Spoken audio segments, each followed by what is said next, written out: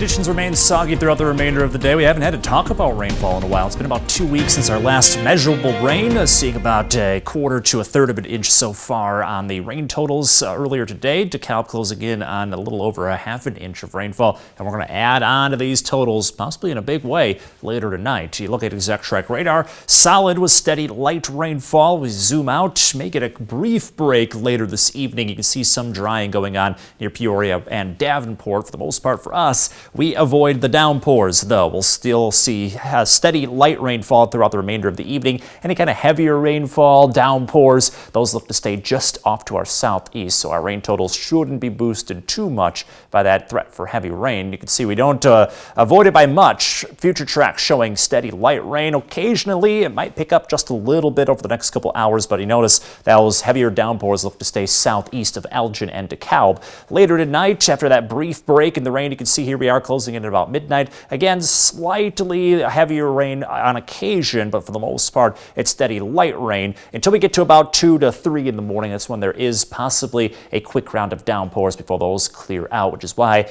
we may see some heavier rain totals later tonight going into early tomorrow morning. You look at future track, roughly a third to a half an inch of rain for most folks. We get to the east of I-39, though, approaching an additional inch of rainfall. So that is some heftier rain as you work your way towards the southeast. So watch out for puddles in the roads late tonight, early tomorrow morning. That morning commute, though, looks to be fairly dry because at least by that point, the rain won't be falling anymore. What is falling is our temperatures. Over the weekend, summer-like, we trend back closer to average, though. Today, high of 66. A lot of that occurred, though, right around midnight. Right now we're in the 40s, and that's going to be the theme moving forward, 40s to 50s over the next couple nights and days. Tonight down to 41 with some showers continuing until about sunrise. Then after that, 56 for a high. As the weather continues to clear out, we will see some sunshine in the afternoon, and this is a lot closer to average as we stay on that cooler trend moving forward. So typical October weather ahead. We're back in the 50s next couple days, 60 by Friday,